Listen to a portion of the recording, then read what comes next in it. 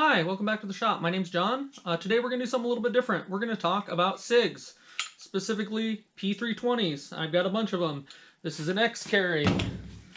I've got a standard compact. I've got a Legion. I have a regular X5. I have a subcompact. I've been shooting these a long time. I figured that I had just eclipsed the 30,000 round barrier amongst all of these Sig P320s. So I don't have a single individual Sig P320 that's gone to 30,000 rounds. Instead, I've spread that out across about 5 different fire control units. I'm going to throw them all out on my table here, and we're going to do some close-ups.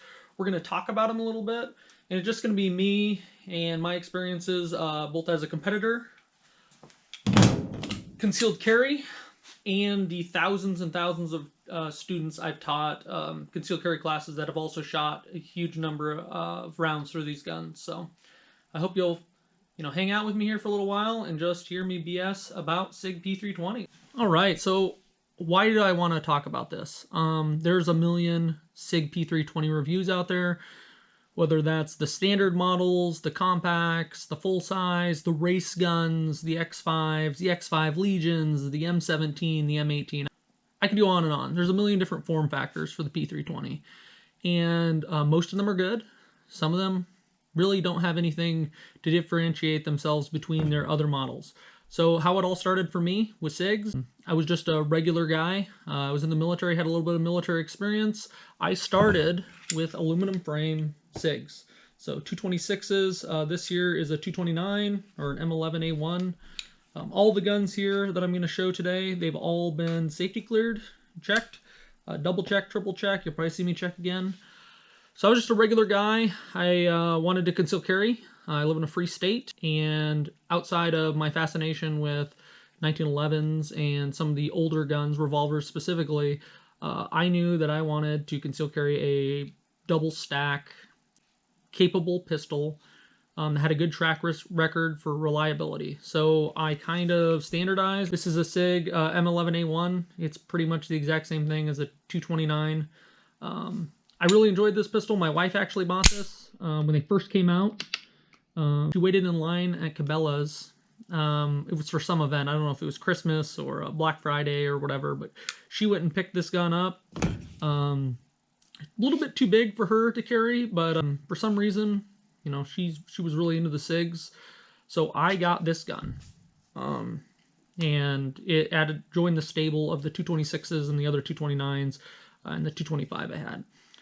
So I bounced around throughout my concealed carry career. I've carried a lot of different guns. I couldn't even name them all. I used to be that guy that it was the flavor of the week, or maybe flavor of the day. I would go one day and I would carry a cocked and locked 1911, and then the next day I would carry a Ruger LCP, or I'd carry a Springfield. What did I carry for a while? An XDS in 45. I don't recommend that as a carry gun to anybody. But once I got really serious and I started getting real training with real instructors, not just some guy at the rifle range that was 70 years old and he'd been carrying for 30 years, so he knew everything. I kind of gravitated to this size gun as an everyday carry. So it wasn't maybe this one in particular. I tried Glocks. I tried the M&Ps. At the time, the 2.0 wasn't out, so they were still on the M&P, well, what now we call the 1.0. I did like their grip texturing. The trigger I couldn't get over. So like I said, I gravitated into these aluminum frame guns, Beretta, Sig, whatever. Really, really, really enjoy these. These are about, for lack of a better word, bulletproof as any design you're going to get. So I've never rattled apart a M11A1. When I shot Steel Challenge, I shot mainly revolver class, IDPA revolver. I've broken revolvers. I've shot them to death. So it's not that I don't shoot a lot. It's just that I spread it out over the course of a lot of guns. But I've never broken one of these. I've lost sights. I've damaged magazines that they won't feed out of in classes. But I think that as far as just pure indestructibility, this type of legacy guns are really hard to beat. Now, they have some features I like and don't like. We're not going to get into all of them now because this is actually a Sig P320 video, but I kind of want to take you along for the ride. Then at some point, I decided that this was too heavy. You know, I was working a job where I was on my feet for 18 hours a day. So a loaded 229 with an extra magazine, it just wasn't for me. And I hadn't at that time made the adjustment and the switch to carrying appendix. I was still carrying strong side about 4 o'clock. It was, I think they actually came out in 2008, but the Sig P320 came out. So I think in 2010, I think they were on their second generation. You know, they'd solved quite a few of their issues. I got a full-size Sig P320. In fact, this is one of the grip modules that I bought for the P320. There's a reason I'm talking about this. Because the P320, you know, the P320, you're going to get tired of me hearing me say that. So I'm just going to say 250 or 320, and I hope at this point in the video you can follow along and know what I'm talking about. So the 250 is the direct ancestor of the 320. It had the removable fire control unit. A lot of people really, really hated them. And I understand why. Double action only is just not everybody's cup of tea. I think if the 250 would have come out in the 90s, I think it would have dominated if it was reliable. So Sig, I will say, frequently, it seems, wants the consumer to be the beta testers and the quality control, which I don't agree with at all. I mean, I've been burned quite a few times with Sig, where I was the quality control. Not that I necessarily got a bad pistol. You know, maybe the one in my batch was fine. Whether it was a rifle or a pistol, you know, I got a generation of guns and they weren't ready to go out of the door. So I think that's what happened with the 250, is it wasn't ready to go out of the door, and people just could not deal with the double action only trigger. They're excellent guns. I've used them as a concealed carry instructor, both the subcompact, compact, and the full size, just because I happen to have a lot of holsters for them. When somebody comes to class and either they have a gun that is not adequate for the class, so whether that's concealed carry or a tactics class or a general shooting class, maybe they just bring something that is either unsafe or it just doesn't fit what we need in the class. So, like I said, I went from being just a regular, everyday concealed carrier to I got serious about carrying, and what guns I got, what kind of training I was receiving, what kind of holsters. You know, I got fairly serious about it. And then I had the opportunity for a little over a year. I worked for a company, a local company here, where I did some instructional stuff. So I'd done some instructing in the military. You know, I became a serious shooter on the civilian side and competitor. I take my safety and that of my family pretty serious. And then I transitioned over into an instructor. So I'm still doing that occasionally. You know, I'm not teaching 3 concealed carry classes a week anymore, but, you know, I teach a few a month. A family wants to get together and, you know, grandma, grandpa, all the aunts and uncles, you know, I have no problem going out to their house and putting on a class. I try to show, you know, some benefits, advantages, and disadvantages of different guns. The Sig P320 shines there. It's perfect. It has a long, heavy, steady trigger pull. And when I say heavy, you know, they vary a little bit, but let's just say it's 7.5 pounds, double action only. Hammer fired gun. For somebody that's never shot before, a full size Sig P320 is perfect. You know, to qualify, determine the things they like and don't like. I think there's a safe system once they work the kinks out. So I carried those for years, on and off. You know, on the days where I wasn't going to be on my feet for 18 hours, but I still wanted to have, you know, 17 plus 1, I carried the compact Sig P320. So jumping forward in time a little bit, I think it was 2018, the P320 platform kind of hit the mainstream shelves. You know, I think at that time it was like in the Army's advanced combat handgun, modular handgun system. So there was a lot of that going on. They were just getting popular. So I bought one. In fact, well, it's not dressed up the same way, but I bought this. At the time, I believe they called this the Carry. Later, the 3.9 inch became the compact, which it barely is. It barely qualifies as a compact. And I've changed this one up a little bit over the years, but this was my original slide and original fire control unit. So the sights, they both died. I went through a lot of classes with this guy. I just beat the ever-loving hell out of this gun. It still looks remarkably good.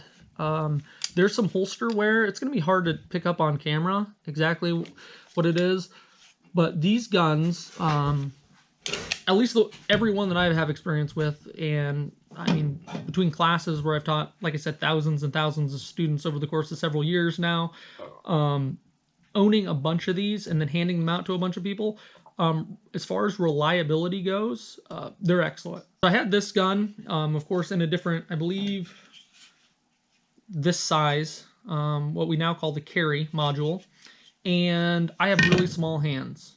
So that's part of what drew me to the P250, P320 platform, was the modularity, is I have small hands. And when I got serious about this, about the only solution for some of those issues were they had the palm swells and the modules that would slide on the back. The Gen 4 Glocks came out with the, and that's an okay solution, but it doesn't make the gun comfortable enough for me. I don't know how well you're going to be able to see this. Oh boy, we're going to take a break. All right. So I did a little bit of modification on this extra frame I've got. I painted the magazine release orange so you'd be able to see it here. So this is a medium-sized grip module. This is the standard size. So you know, whether you get the compact, the carry, which this is now called, or a full size, or you know, something like this. This is the X carry grip module. I think that this fits probably, I don't know, 75% of the people out there. This is an excellent ergonomic grip. For me, in class, I had trouble transitioning to the mag release. So I'd be in a course of fire here, all wrapped up. You know, I need to drop a mag. I could get some purchase on it, but not quite enough. So I have gravitated to the, I call them the small grips. And that's much easier for me just to reach over the top and drop a magazine. So like I said, I got serious, started teaching a lot of classes. The new hotness at the time were RMR. So I bought myself an RMR. I've still got it upstairs. I didn't bring it down because it's just an abomination. But my original 4.7 inch, the full size, I went ahead and dropped an RMR on it. I put some suppressor height sights on it, and that became like my teaching gun. For a few months, you know, I liked the platform, the interchangeability. That's still kind of my bedside gun. So I like the platform. I shot a lot of rounds through that gun. However, the teacher, or as an instructor of any sort, you want to practice what you preach. So it's one thing to tell somebody like, hey, I want you to get really good on one gun. I don't care what gun it is, whether it's a Sig or Glock or Walther or whatever it is. You know, buy a gun and get comfortable and get good on it. You know, come to training. All those things that we all talk about, but we don't always do. But I wasn't doing that, right? I was going to class with a full-size 320 with an RMR, which there was no, you couldn't even buy that platform at the time, like, you know, an equivalent platform, unless you got the M18, which had just come out. So when the X carry came out, I went ahead and transitioned over. So this is a Romeo 1. This has been my everyday carry pistol for well over a year now. So probably for about 15 months, this has been my everyday carry. This is the 4th Romeo 1 that I've gone through. This gun has eaten 2. I ate 1 on a rifle, and by 8, I mean they just shot themselves to pieces. And then another one on some other platform. So I am going to say the overall reliability of the original Romeo 1s, not so great. Okay? For me, it's not that big of a deal. I have a backup. So I've got a backup. I could just throw on another Romeo 1. I also live out in the country. I can shoot every day if I want to. Dialed in there well enough that you can see the dot. Maybe. Oh boy, this is tough. This is way tougher than it looks. I look like an idiot. Okay, so that took me several minutes, but I think I got it dialed in well enough that you can see that dot. This is a good platform, right? As an everyday carry, the X carry with some optic. I don't know that I can't endorse the Romeo 1 by itself. Now, they've gotten better over the years, but what I wanted to show you was the first sign that one of these is failing. Oh boy. I don't know. But the first sign that one of these is failing is that the light inside will pulse, and then you'll start losing 0. That has been my experience. Like I said, I've destroyed a handful of these, and I've seen quite a few of them broken on our range. That's the way they always go down. So usually there's some indication, and even if they don't work at all, provided you have a tall enough front sight, which this one just barely is, you could still co-witness with the notch in the rear. So I love the X carry. All of these SIGs that I have that fall under their premium line, you know, the X carry, I have an X5 and an X5 Legion. This one, mechanically, this plain Jane X carry that I have put in this small grip frame that I have very textured. It's hideous, but boy is it grippy. This is mechanically the most accurate gun I have. Now, I was gonna go shoot some targets at 25 yards and bring them in, but there's 8 inches of snow on the ground, and I mean, really, there's no indication that for you as the viewer that I actually shot those at 25 yards. So just integrity's sake, I'm just telling you right up front, whether this has a dot or my X5 with the dot or my full size with the RMR, this mechanically is the most accurate one. I don't know how you can judge that. I don't think it's like that across the board. I think I just, you know, it's a luck of the draw. So I messed around for a while with varying spring weights. So I bought Springer Precision or Dawson Precision. One of them makes like a tungsten rod, and then you can use mid-size 1911 springs. I tried, it works, but I just went back to the regular captured spring. Like I said, this is not my competition gun, so I don't need every single advantage, and then that tungsten rod did add a couple ounces of weight. So I love this gun. I've carried the hell out of it. I've beaten the snot out of it. This gun here has at least 10,000 rounds through it. So a third of all of my shooting has been in this, and I didn't shoot all those rounds. So I don't know how many people came into the gun store, you know, at the range, and they said, hey, I'm thinking about a dot. I really don't know. And I'd say, hey, man, I would love to sell you a dot. Whatever flavor you'd like. How about you take my gun out and you shoot a few magazines through it? So that's part of why this gun piled up so many rounds so quickly. Carry this every day. I've got a ton of mags for it. I generally carry one 15-round mag, flush fit. In this Tier 1 Defense appendix holster. I have nothing but good things to say about Tier 1. These are amazing holsters. I love everything about it. It's got the little flex, not cheap, not sponsored. They didn't give me this or anything, though I probably have sold literally hundreds of holsters. People have come through my concealed carry classes. Like here, I'm going to let you in on a little secret. I know I'm just ranting. So as a instructor, and I'm sure this is true in any discipline, whatever the instructor has, the supposed expert in the field that you paid money to go and see them do, whatever the instructor has for gear, students want. So it doesn't matter what I would carry in my holster. I did these as a thought experiment when I was still teaching all the time. We had this class, we called it like basic pistol or pistol test drive. Pistol test drive, that's what it called. And what we did is we had students come in, small classes between 5 and 10. Over the course of 2 hours, we would test drive between 10 and 15 different guns. We would go outside, you know, we'd learn battery of arms inside, how to draw from a holster, all that stuff. We knew it was safe. And then we'd go outside and we would have the students shoot between 10 and 15 rounds through each gun that they wanted to, that, you know, felt good to them in the classroom. So we'd go out there, they'd shoot 10, 15 rounds, we'd come inside and we'd rank those guns on a scale of 1 to 10, or, you know, like, love it, hate it, whatever they wanted to do. We would rank those guns. They would shoot those guns, get this aggregate score, and then at the end, you know, it was like a buying aid for them. They would come in and they would be able to know, like, hey, I really love, you know, 320, or maybe a Springfield XDS is for me. I love it, or Kimber, you know, one of those little micro 1911s. This is the gun for me.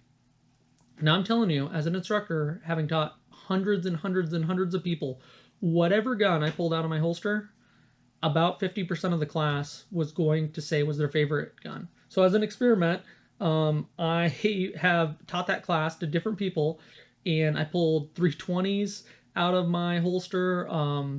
Let's see, M&Ps, Glocks, no matter what pistol I pulled out, and we handed them around the room, clear them.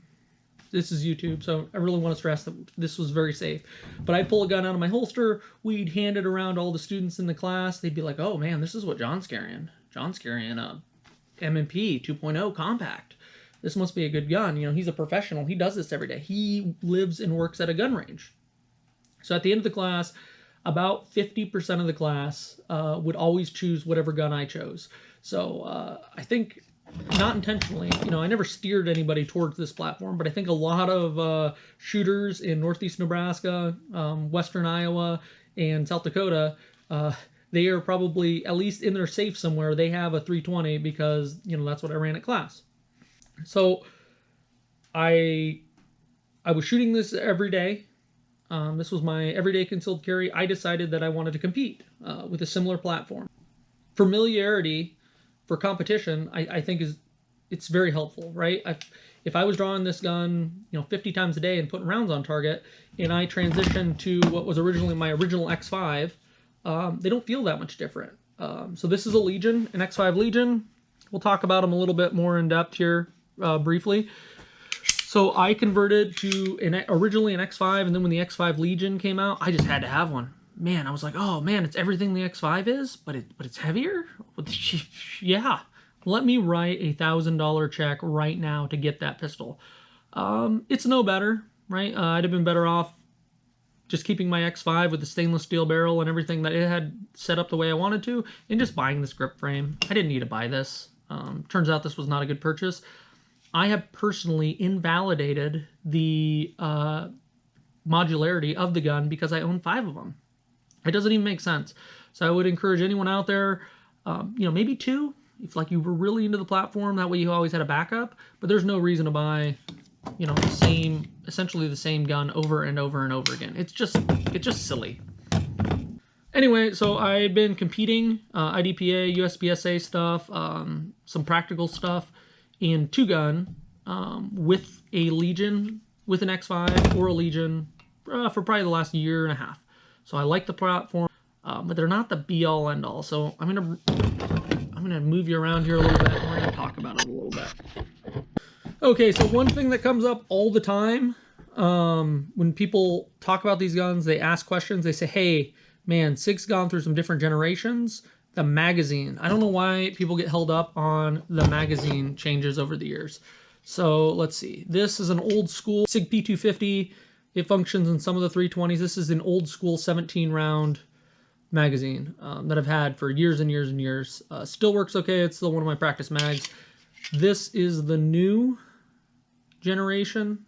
It's not that new. It's been several years now. So you'll see the square plug. It just says Sig. These ones, if I can get in the light well enough for you to read it says Sig Sauer. It's got a little round peg. Okay, the only real difference between them is here on the base plate. I'm going to hold this up so you can see it. Try to hold it up against my shirt so you can see the difference.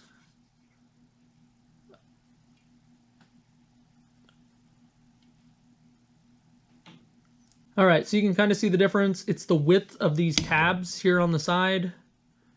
That's the only difference between them. So it's super cheap to buy these. You can even buy, like this is an aluminum.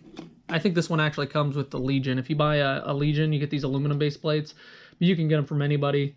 I've owned a bunch of different styles. So the only difference is that little tab. All right. So if you go down in grip frame size, this is once again, this is the carry. This is the 17, the full-size magazine. It does not care what base pad you have. Doesn't matter. So I mainly shoot the compact size guns. So this is still a good practice magazine without switching out the base plate. However, if you switch over, this is the X carry, will not lock in. Right? The old style will not lock in. 17 rounder will not lock in to the X frame. Okay, it's not that complicated. I picked up a ton of these magazines super cheap from people because they're like, these magazines don't work, and I'm like, hey, you can just convert the base pads over, and they're like, you know, whatever, $10. I'm like, okay, $10, I'll take them all.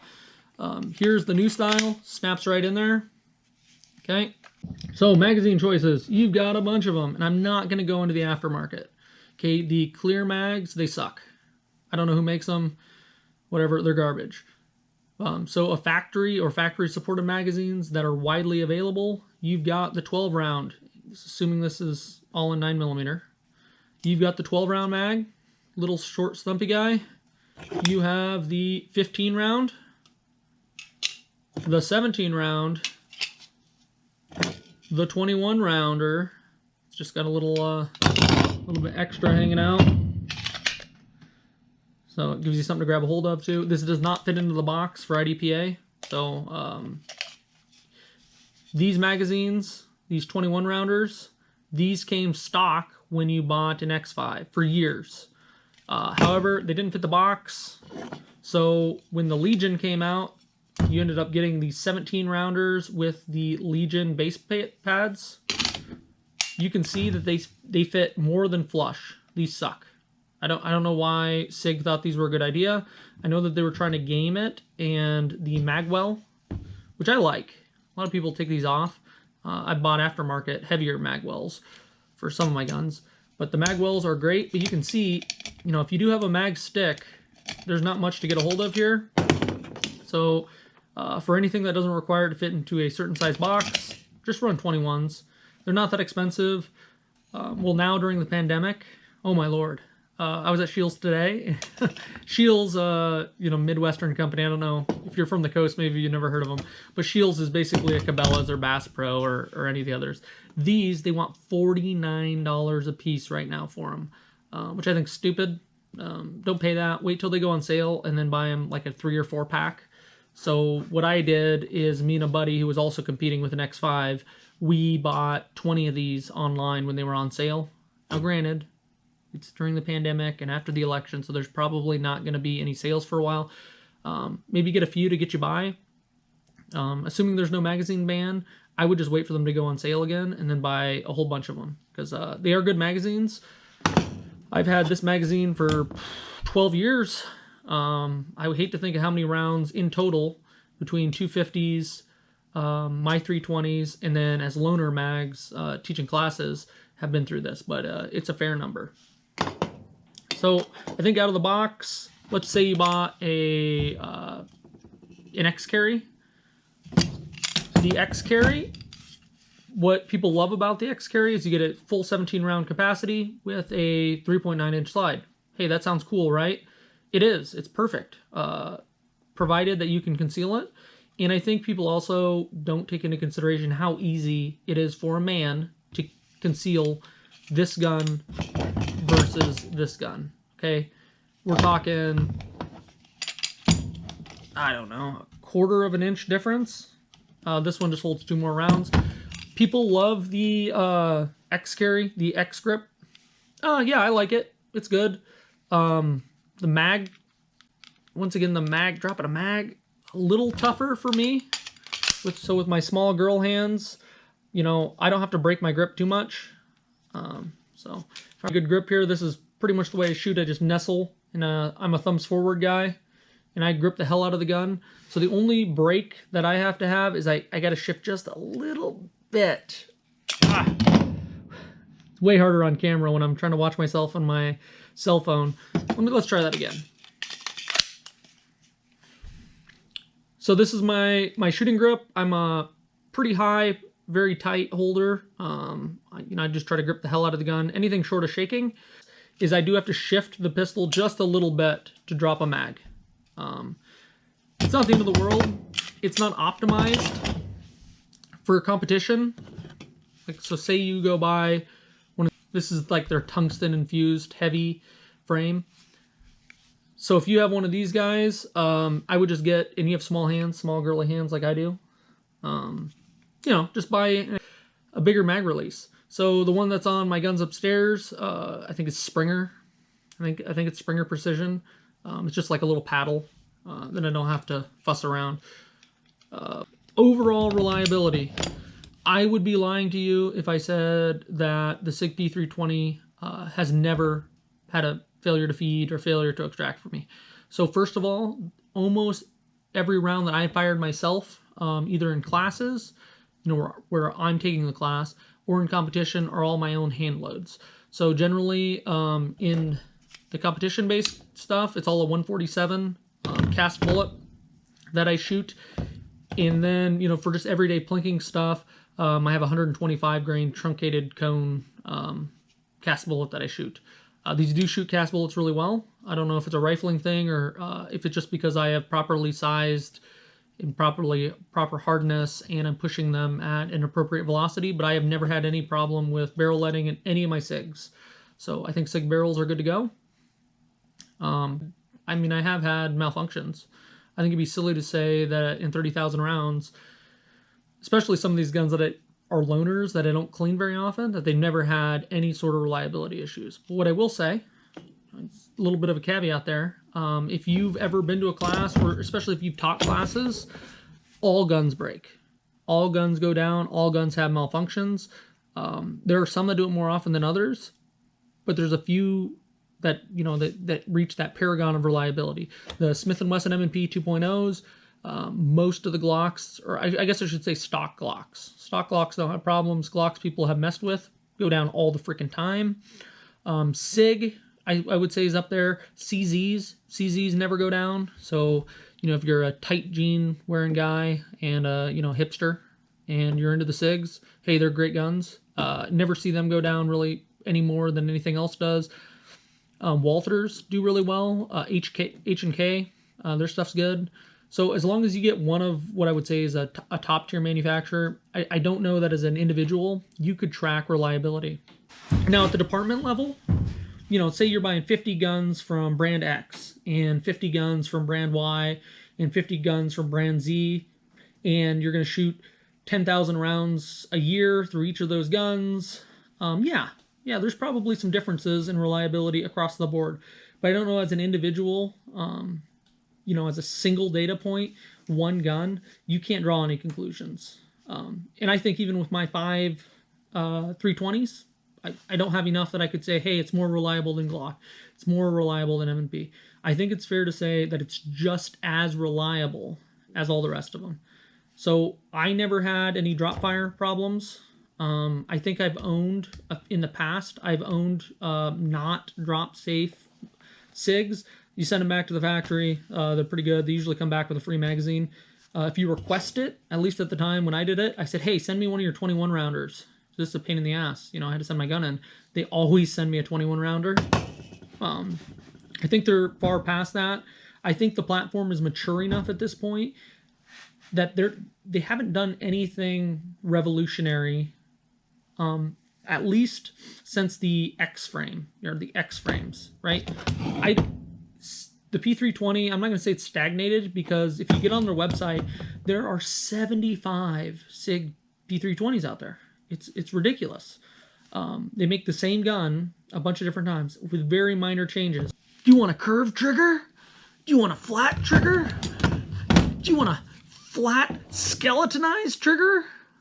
So I will say, in all jokingness aside, I like the flat triggers. It's not a game changer. If you had this one, I put in the gray guns, their flat face trigger, it's fine. The Legion trigger is subtly different than the X carry trigger. I don't know the weights off the top of my head. I wouldn't even say it's a better trigger, it's just different. So like I said, there are just so many different flavors of them. I think that they plateaued. And there's nothing wrong with that. I mean, SIG is obviously still selling a ton of guns. They're doing something right. A few detractors, right? If we're going to just talk about things about the Sig P320 that suck, I'm going to say currently suck, right? We're not going to talk about the Gen 1, the drop safe, yada, yada, yada. A few things that SIG doesn't do well. So these grip modules that they sell, which I think is great, right? You can just get basically a whole new grip for your gun that fits your hand, that is comfortable. They're cheap. They're $35 for the standard. You know, Wilson Combat now makes them, $65. The X, you know, the plastic, the polymer X frame grips, I don't know what they are, $75. You can get the tungsten infused super heavy X grip. I don't know what it is, $250-ish, we're just gonna say. I think that is awesome that you can do that, but they don't hold up nearly as well as some of the other polymer guns. So I'm just going to show you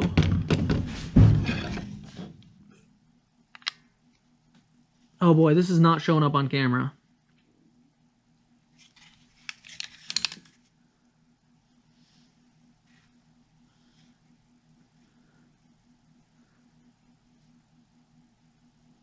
All right, so I tried.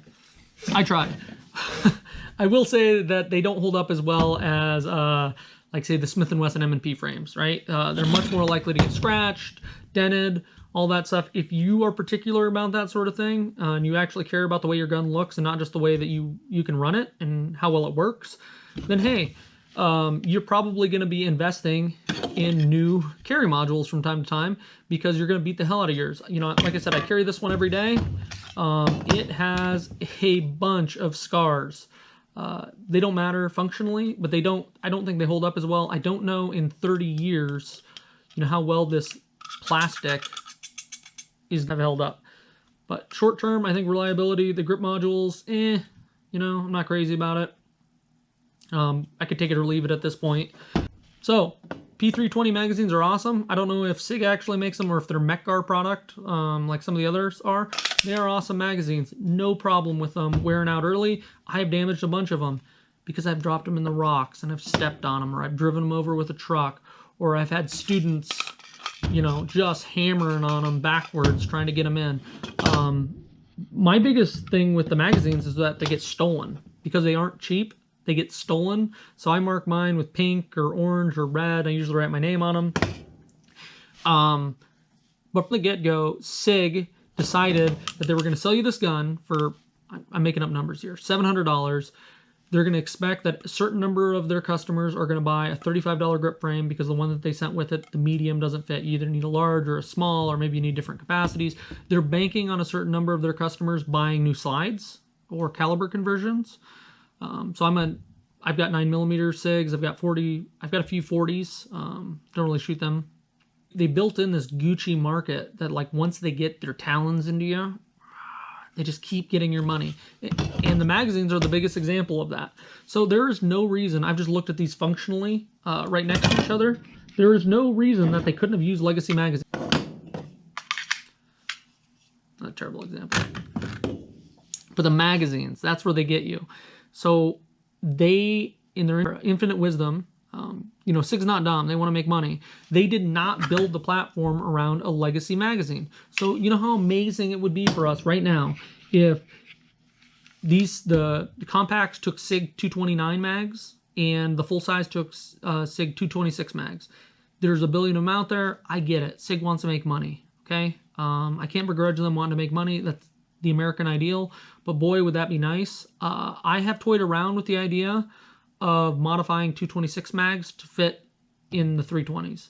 I am fairly certain, looking at them side by side, the width issue I don't think will be that big a deal. I'm pretty sure that if I take 226 magazines and I cut these nice square notches on either side, I am pretty sure the 320 will feed from 226 mags. That's neither here nor there. That's really not part of the review. Don't freak out about the generation of magazines, right? If you're going to go buy one of these guns new, it's going to be the new style magazines, the smaller wing magazines. That's all you need to know.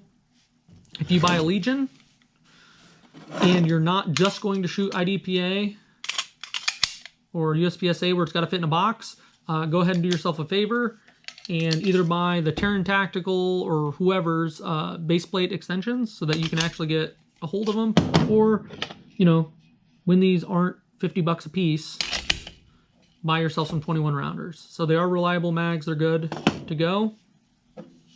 Ooh, I've got another thing that comes up all the time. Gun forums. You know, I'd be teaching classes. We would get a student in off the street who never shot a handgun before in their life. And maybe they watch some review online and they'd say, oh man, that's those SIGs, the high bore axis. Okay, here's the deal. And I'm just being honest with you. SIGs have high bore axis. All of them do. I can't think of a single model in their lineup, including the 210, that don't have a higher bore axis than necessary. Would it be nice if Sig lowered the bore axis a couple millimeters? Absolutely. It does make a difference in competition. Okay, your average self-defense situation, I don't know that 0.01, you know, a tenth or 100th, let's just say it's a tenth of a second. Let's say that from your magazine to presentation to your first shot, let's say you're a good shooter and you performed all of that in, we're going to say 1.2 seconds. Okay, that'd be a pretty decent time for being surprised, you know, not being prepared. You draw this gun, you get it out here, you get your shot on target, boom, bang, right? You've engaged the enemy, you've defended yourself, you made your assessment on whether you need to continue, right? So it's not just bang, bang, bang, bang, bang, bang, bang, right? So we're gonna take our shot, we're gonna, you know, follow all the safety rules here. We've made our shot in 1.2 seconds. We're still gonna have to assess whether we need to put another round into that bad guy, right? I mean, that's the way it works. You don't get to just pull out your handgun and fire 15 rounds indiscriminately, drop a mag, slam another one around, you know, look around all tactical and then make the decision. I don't know that extra tenth of a second, and I'm being generous here because I don't think it's a tenth of a second, but we're going to call it a tenth of a second. I don't know that extra tenth of a second actually is a detriment in defending yourself from bodily harm. So the most important thing is to get the gun into the fight, right?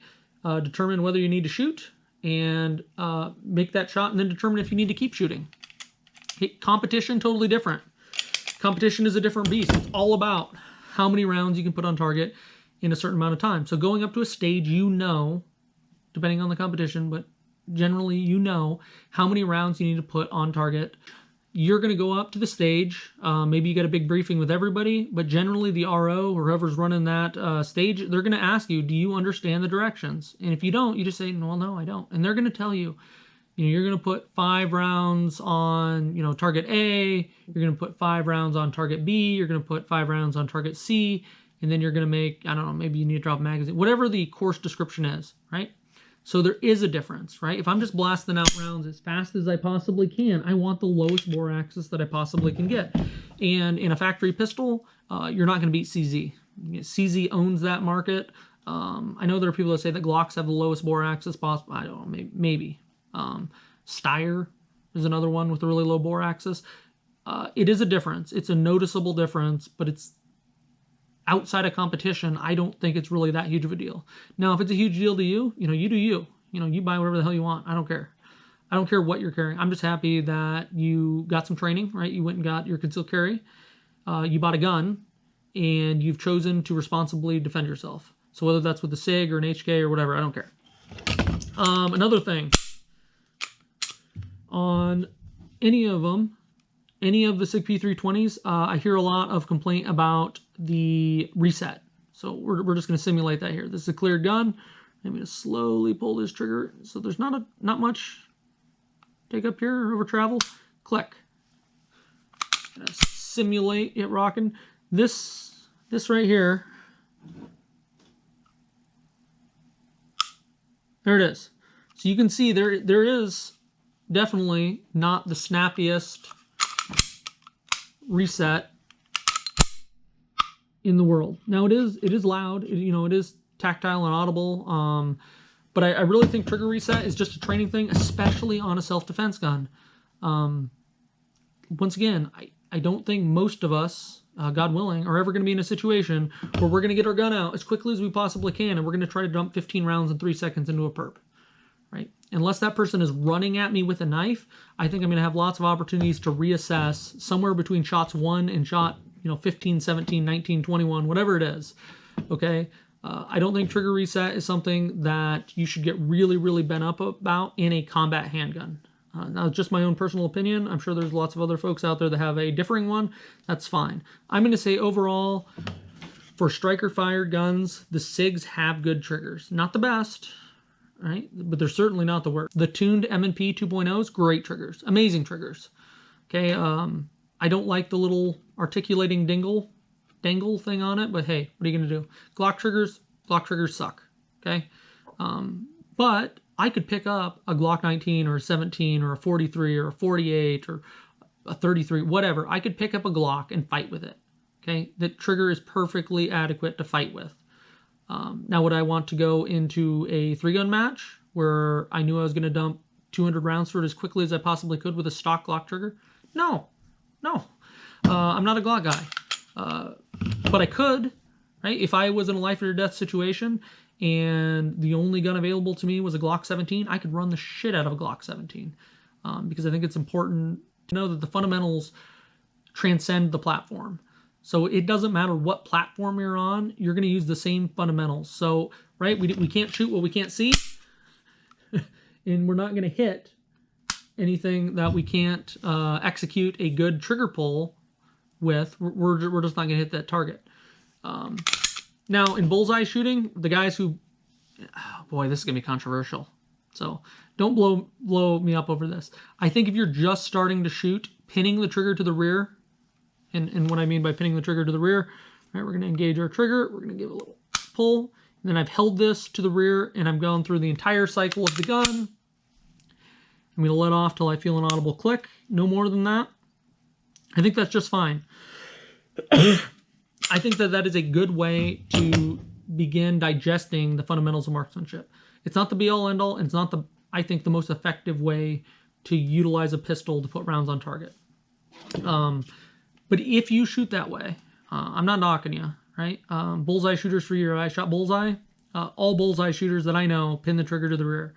I think it's the most accurate and repeatable way to fire a pistol. It's just not the fastest or most efficient with your body, right? So for most of us that have been at this at any length of time, whether you learn this just intuitively through self-learning or whether you go to an instructor who yells at you, I don't yell at you. If I instruct you, I'm not going to yell at you. But there are a lot of instructors out there that they feel that they need to yell. They're going to yell at you about trigger manipulation here, right? So what they want is, I'm going to do this all in slow motion. So you're going to have pulled this trigger. You hear the click. The gun went bang. The slide goes to the rear. You are going to preemptively be letting off this trigger to a point that you know that the trigger reset. So I botched it there because in real life I don't pull a trigger and rack the slide and try to do it all real slowly. You're just going to intuitively know where the reset is on your pistol. So SIGs do not have the best reset in the market. I think for a factory pistol, the CZs are impossible to beat. The double action, single action CZs have a great reset. Even if they haven't been touched by a person, they're great. The P10C, I think that's what is it? Their P10C, that's it. CZ, they own the market in that. I think the M&Ps have a good reset. Glock, middle of the road. The Walther reset depends on the model. Some of them are really good. Some of them are. The PPQ or the PPQ Steel Match. That is a really, really nice gun. I could get behind carrying the PPQ just so that was in the battery of arms. But they have really good resets. It's just going to be different from gun to gun, right? It doesn't mean you can't fight with it. As a whole, I think gun folks, we're the biggest snobs in the world, right? The biggest example I can use of this is Taurus, okay? I personally do not feel like the G3C or G2C, they're not what I would carry on an everyday basis, okay? Are they bad pistols? No, I think they're really good pistols, especially for under $300. I think right now I could pick one up and I could fight my way to a better gun. That's the way I think about it. They are good guns. Taurus as a company just doesn't give me the warm and fuzzy. And I see it, the Sig Elite guys, they're like, oh yeah, I've got a 226 single action only, Sig Elite or the Legion or whatever. Like, this is the ultimate gun. No, it's not. There's no ultimate gun, okay? So for what you're trying to do, maybe that is the best suited of the things that you can manipulate, right? Whatever gives you a warm and fuzzy, okay? But just because it gives you a warm and fuzzy doesn't mean that you should try to get somebody else to also buy into whatever platform you've chosen. Right? It becomes a Chevy versus Dodge thing way too often. Who cares? I'll go buy a gun. I'm going to get off my soapbox here now. We came here because I said 30,000 rounds, the clickbaity title, 30,000 rounds through Sig P320s. So I'll try to reel it back in. So I apologize for that. Anyway, I guess what I'm going to say is this is an excellent platform. You get a lot for your money. I don't think they're overpriced. I see that a lot as well. You know, when you buy any of these SIGs, it doesn't matter which one you buy. This is just a plain Jane carry. This was I believe this was my original P320 that I carried. You still get night sights. Sure, I switched those night sights off. I broke them in a class. Who cares? Okay? None of these come with bad sights, and if you start getting up into the higher end guns that are already millable sights, so you can install a reflex, know when yours was made, because it's changed over the years. So my X5 footprint will hold these Romeo 1s or the Leopold Delta Point and nothing else without an adapter. Okay? Same thing with the original X carries. That's the footprint that they chose. That's not the footprint they use now. I'm not going to go into it because it's extensive. But let's just say that if you buy a Sig today, your mounting options are better than if you bought one, 2 years ago. My new Legion. This is my iron sight pin gun. The Dawson precision sights are freaking amazing. These aren't go to war sights, but they are very good sights.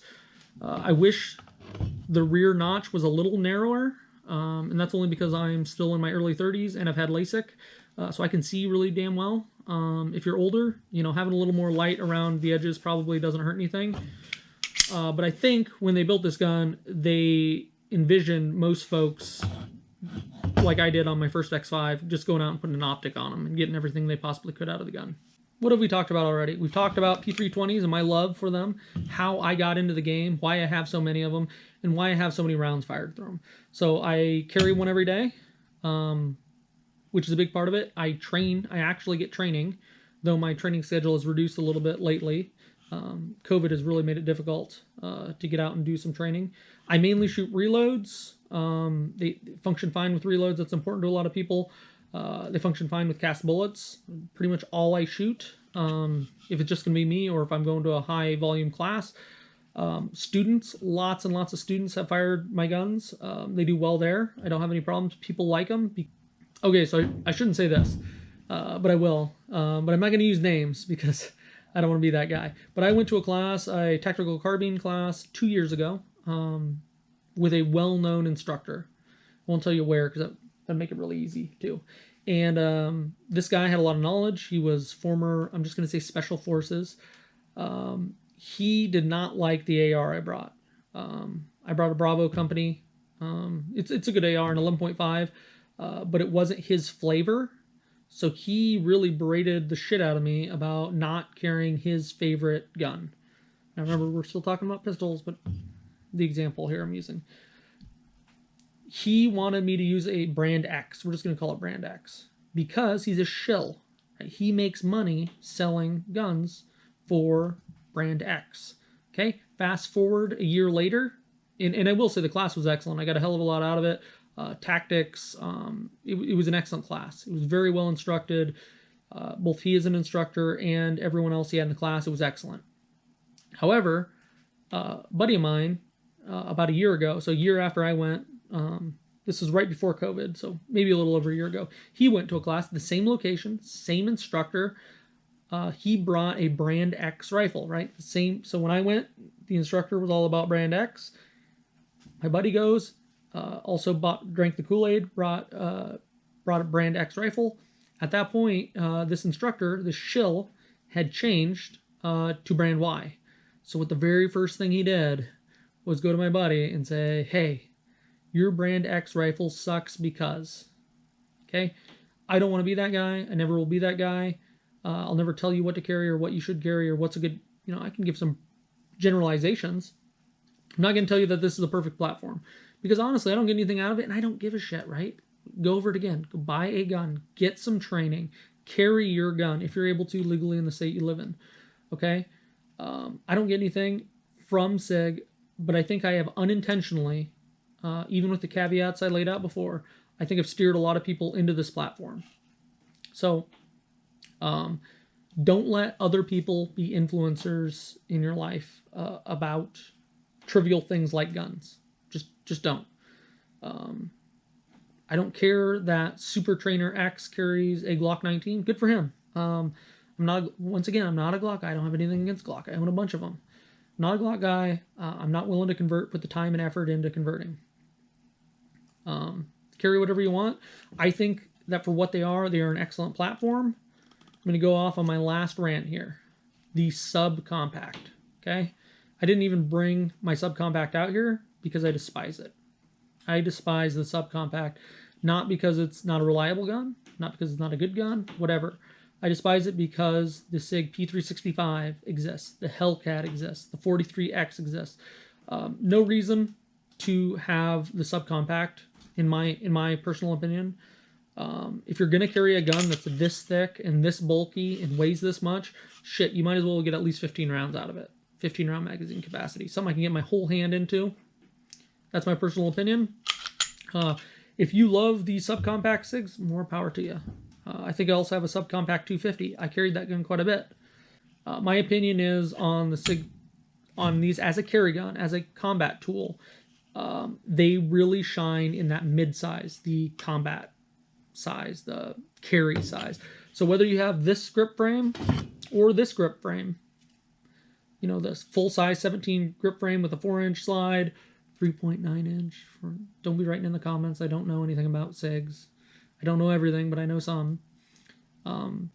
Yeah, this is the size gun that I prefer. This works for me. If you're knocking out plate racks, go ahead and buy the 5-inch. Go ahead. I mean, treat yourself. This is a fine shooting gun with the right springs.